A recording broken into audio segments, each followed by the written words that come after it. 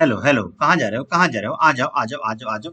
ये देखो क्वेश्चन, देखो आपके सामने क्वेश्चन देखो, अरे क्वेश्चन देखो। स्ट्रक्चर ऑफ एटम, यहीं रुको यहीं रुको, कहीं नहीं जाना, रुक जाओ रुक जाओ रुक जाओ। क्वेश्चन देख के जाओ, देख के जाओ स्ट्रक्चर ऑफ एटम का क्वेश्चन। अरे मोस्ट इंपोर्टेंट क्वेश्चन आ रहा है एग्जाम में आ रहा है। 11th क्लास के एग्जाम में आ रहा है, स्ट्रक्चर ऑफ एटम का न्यूमेरिकल है। अरे जेई में भी आ रहा है, नीट में आ रहा है, 11th क्लास के एग्जाम में आ रहा है। देखिए देखिए, मंजिलें बहुत है, मंजिलें बहुत है और अफसाने भी बहुत है। मंजिलें बहुत हैं और अफसाने भी बहुत है। जिंदगी की राह में इम्तिहान भी बहुत है। मत करो दुख उसका जो कभी मिला नहीं दुनिया में, खुश रहने के बहाना भी बहुत है। मंजिलें बहुत है और अफसाने भी बहुत है। तो आइए हम लोग चलते हैं क्वेश्चन की ओर। और इस क्वेश्चन को देखिए, most most most important question है। इसलिए बार बार टूटने के बाद, बार बार टूटने के बाद जब भी मुझ में है हिम्मत, संभलने की यकीन है मुझे, पा लूंगा अपनी मंजिल पार करके।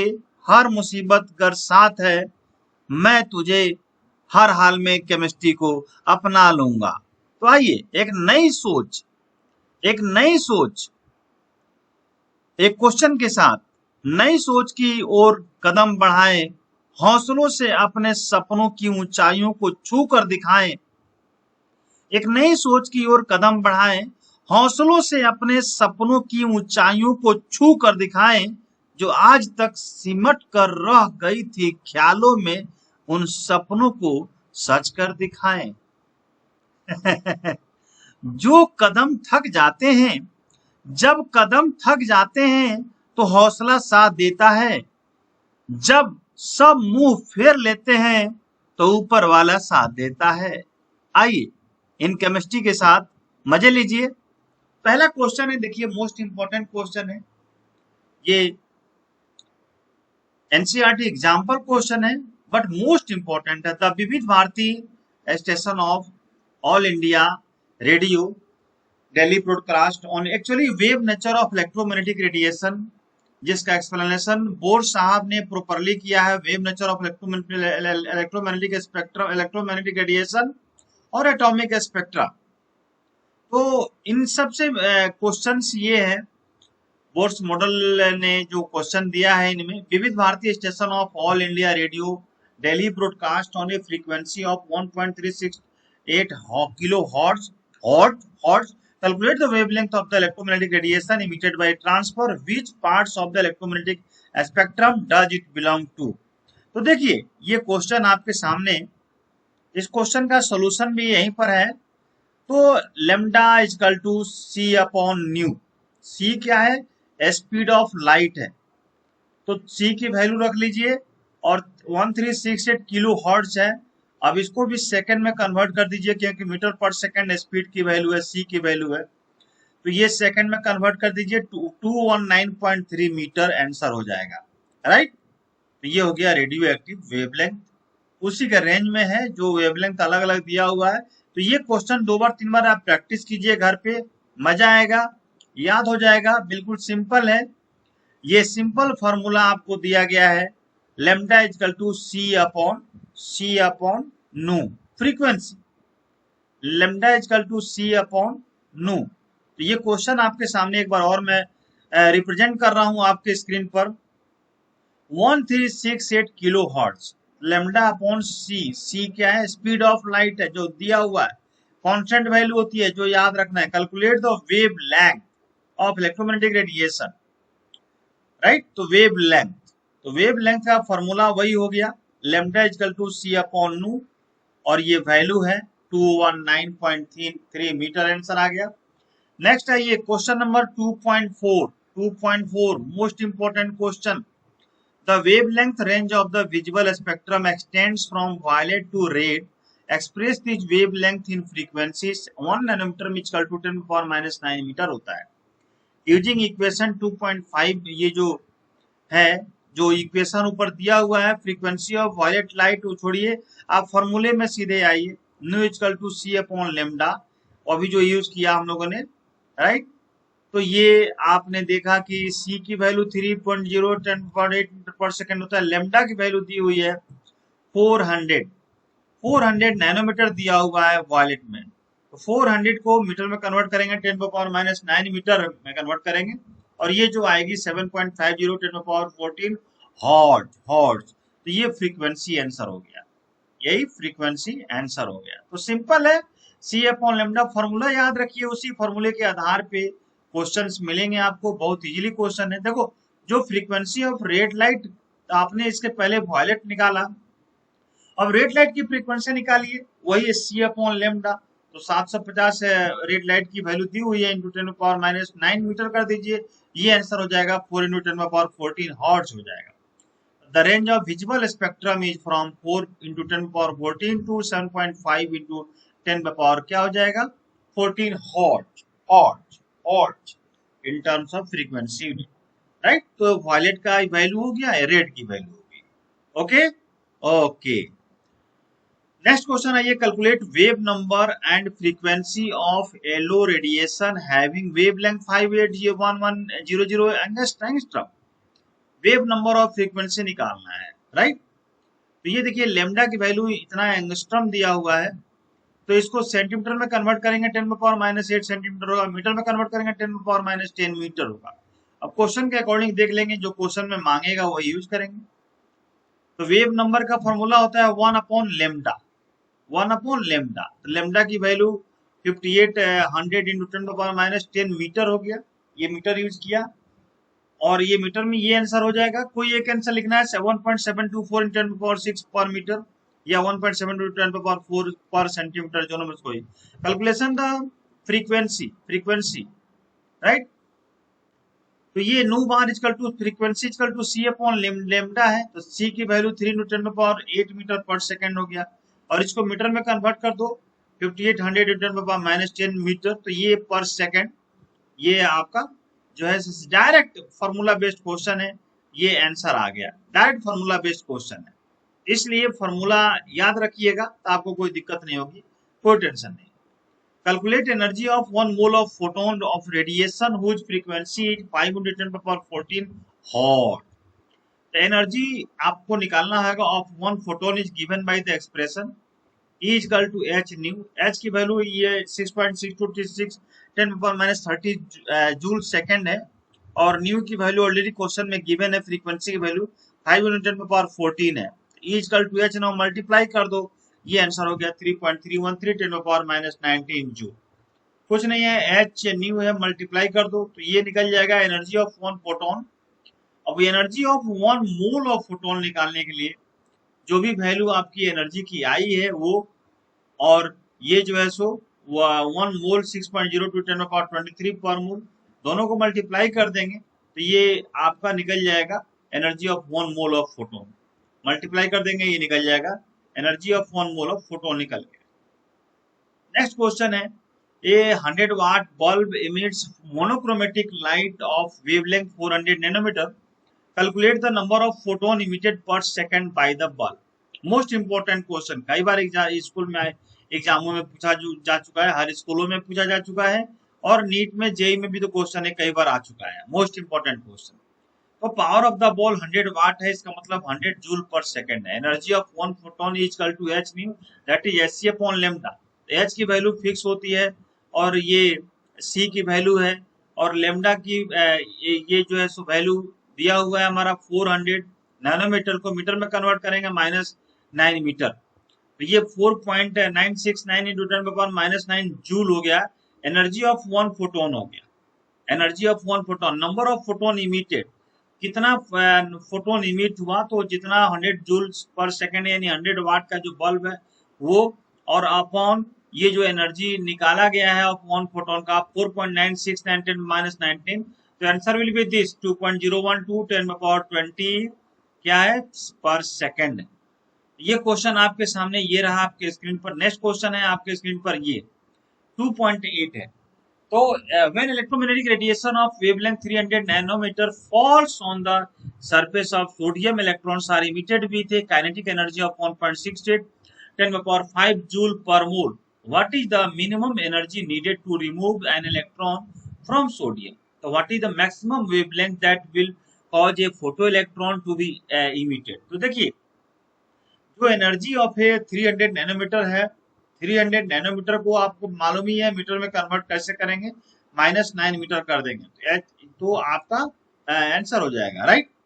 तो ये energy h c upon lambda, तो एच की वैल्यू हमारी कांस्टेंट है जो है सो प्लैंक्स कांस्टेंट ये हो गया, और सी की वैल्यू भी कांस्टेंट है, और लेमडा की वैल्यू 300 को मीटर में कन्वर्ट करेंगे तो -9 मीटर हो जाएगा, और इसको इस तरह से ये आंसर आ जाएगा, इतना जूल आ जाएगा 6.6 से -19 joule. Energy of 1 mole of photon निकालना हो, 1 मोल, तो जो भी आएगा उससे 1 मोल यानी 6.02 10⁻23 मोल से मल्टीप्लाई कर देंगे तो ये आंसर निकल जाएगा 3.99 10⁵ जूल पर मोल। तो ये हो गया आपका, ये आंसर हो गया। इसके साथ ही इसमें और कैलकुलेशन है, the minimum energy needed to remove 1 mole of electron from sodium, right. Sodium से जो इलेक्ट्रॉन रिमूव होता है तो कैसे होता है, minimum energy needed to remove 1 mole of electron from sodium, last में एक ही इलेक्ट्रॉन है तो 3.99 माइनस 1.68 जो वैल्यू है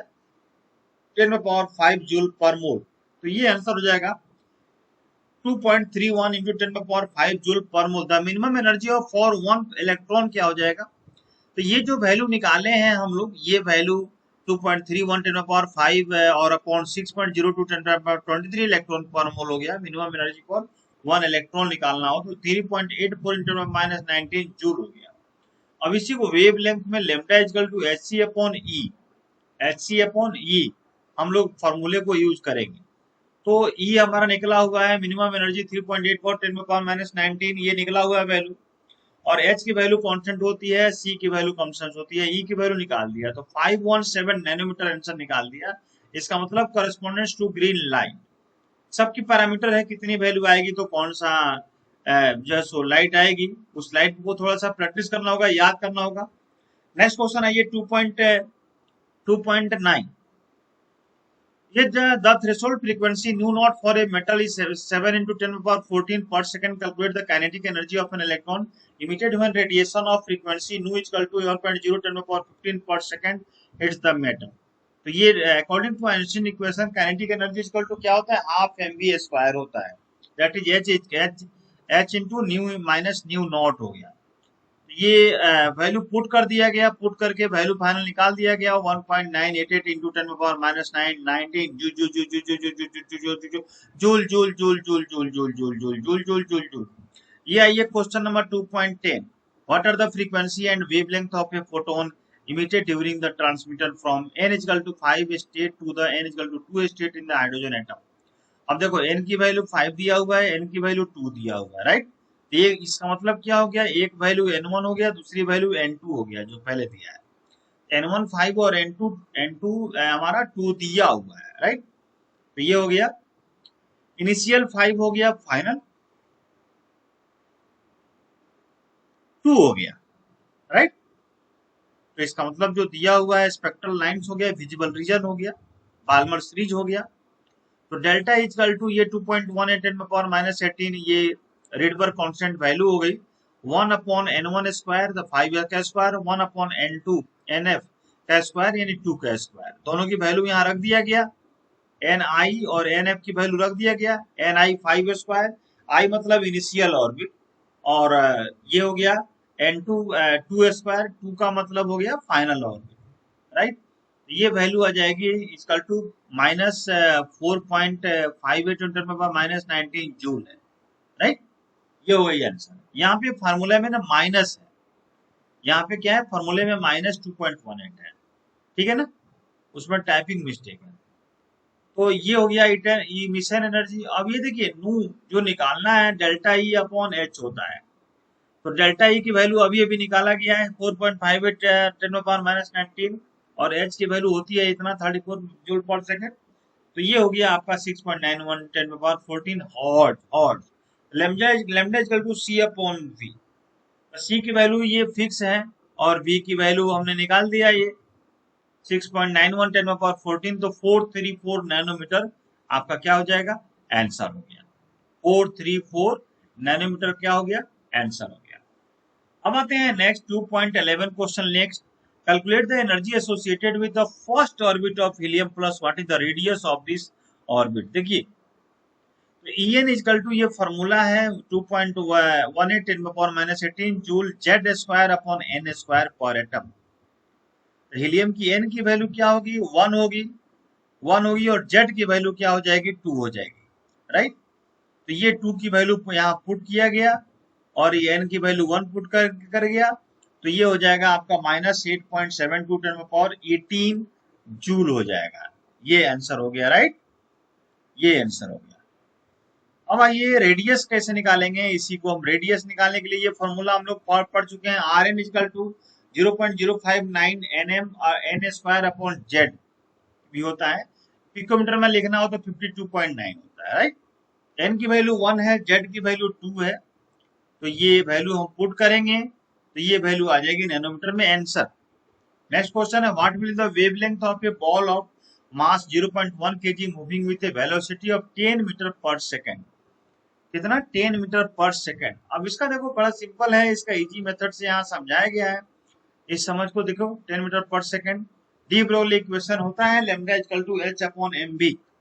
पी मतलब मोमेंटम, एम और p equal to m v mass velocity. H की वैल्यू रख दिया गया, मास वैल्यू 0.1 kg है और ये वेलोसिटी है 10 मीटर पर सेकेंड है।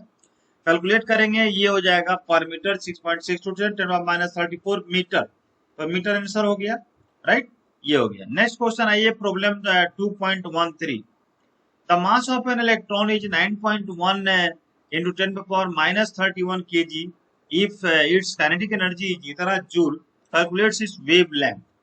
काइनेटिक एनर्जी 1/2 mv स्क्वायर दिया हुआ है, तो ये mv स्क्वायर दिया हुआ है, तो v इक्वल टू क्या हो जाएगा 2 अपॉन m और ये अंडर रूट यानी 1/2 हो गया। इसका मतलब क्या हो गया, 2 इंटू 2 से मल्टीप्लाई कर दीजिए। इसमें kinetic energy 3.0 10 power minus 25 joule दिया हुआ है, ऑलरेडी इतना दिया हुआ है वैल्यू, इसमें मल्टीप्लाई कर दीजिए 9.1 और इंटू 10 पावर माइनस 31 कीजिए, क्या होता है, मास होता है, ऑलरेडी इसका मास होता है, इलेक्ट्रॉन का मास होता है इतना, ये वैल्यू फिक्स है, याद रखना है। और पावर 1/2 हो गया, ये 1/2 का मतलब अंडर रूट हो गया, तो 812 मीटर पर सेकेंड आ जाएगा इसका कैलकुलेशन। यानी फ्रीक्वेंसी निकल गई 9, वी निकल गई 812 मीटर पर सेकेंड।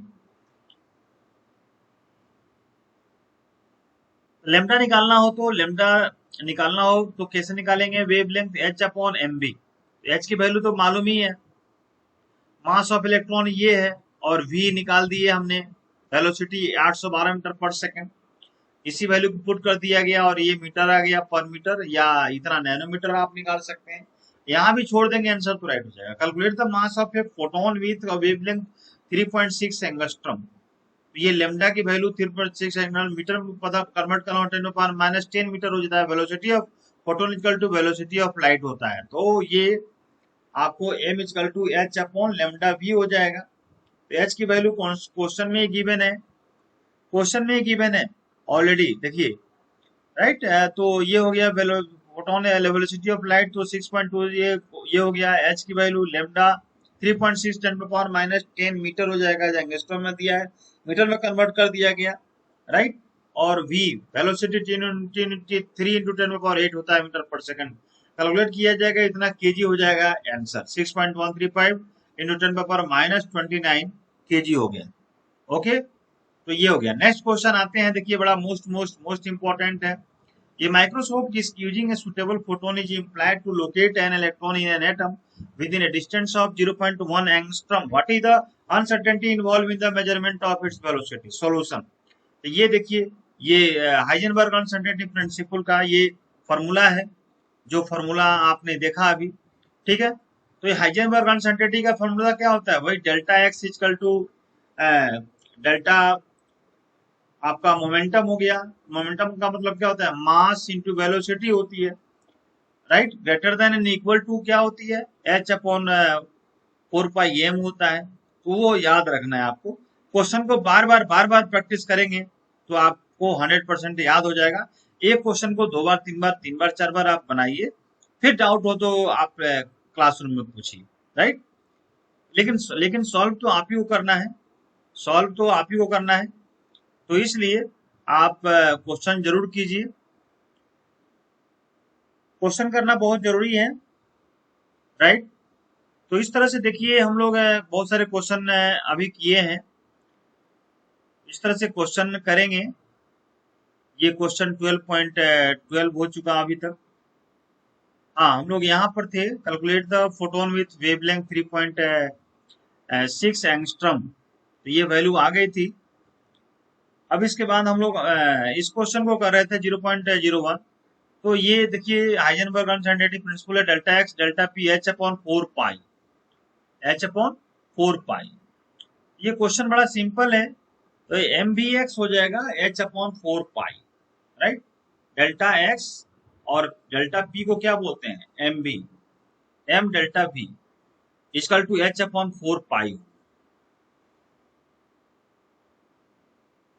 अब इस वैल्यू को आगे कंटिन्यू करते हैं, ठीक है। इस वैल्यू को आगे कंटिन्यू, डेल्टा भी निकालना है, तो एच अपॉन 4 पाई एक्स एम हो गया, तो डेल्टा भी निकाल गया। ये तो वैल्यू फिक्स है 6.623 10⁻34 जूल सेकंड। अब ये हो गया 4 पाई, पाई की वैल्यू 3.14 होता है, एक्स की वैल्यू 0.1 10⁻10 मीटर दिया हुआ है, और मास होता है 9.11 10⁻31 केजी मास होता है। ये कैलकुलेट करेंगे तो ये मीटर पर सेकंड में आ जाएगा 0.579 10⁻7 मीटर पर सेकंड, ठीक है। और नेक्स्ट क्वेश्चन हम आते हैं 2.16 golf ball has a mass of 40 gram and a speed of 45 metre per second, if the speed can be measured within accuracy of 12%, calculate the uncertainty in the position। तो कैसे निकालते हैं uncertainty in the position, 2% है question में, right. तो ये 0.9 metre per second निकल जाएगा, 2% 2/100 हो गया, ये 45 हो गया, तो 0.9 हो जाएगा। तो using the equation delta x equal to h upon 4 pi m v हो गया। तो एच की वैल्यू दिया हुआ है 4 इंटू 3 इंटू एच, 40 ग्राम हो गया, मास 10⁻³ किलोग्राम, तो ये आ जाएगा 1.46 इंटू 10⁻³ ये मीटर आंसर हो जाएगा, राइट। तो ये हुआ हम लोगों का क्वेश्चन, मोस्ट इंपॉर्टेंट क्वेश्चन अभी हम लोगों ने किया है। तो इस तरह से प्रैक्टिस आप करेंगे तो आशा करते हैं कि ये सारे क्वेश्चन समझ में आ गए होंगे। दो बार प्रैक्टिस जरूर कर लीजिए, ये मोस्ट इंपॉर्टेंट क्वेश्चन है, स्ट्रक्चर ऑफ एटम से रिलेटेड क्वेश्चन है, मोस्ट इंपॉर्टेंट है, class 11 chemistry. Okay okay okay okay, bye. तो देखिए बहुत सारे क्वेश्चंस आपके सामने हमने रखा है, जो मैं आशा करता हूं कि आपको समझ में आ गया होगा, ठीक है।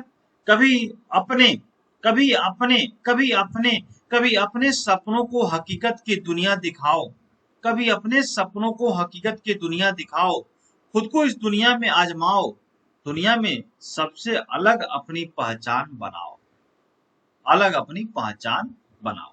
तो चलिए आज की क्लास यहीं पर समाप्त करते हैं, फिर अगले क्लास में अगली वीडियो के साथ, अगले क्वेश्चन के साथ, अगले टॉपिक के साथ हम आएंगे। Okay bye bye. लाइक करना सब्सक्राइब करना नहीं भूलेंगे, ये करते रहेंगे तभी मजा आएगा, और ये मजा लेना है तो ये काम करते रहिए, केवल चलानी है आपकी अपनी उंगली, उंगली चलाएंगे लाइक हो जाएगा, उंगली चलाएंगे सब्सक्राइब हो जाएगा। Okay bye bye.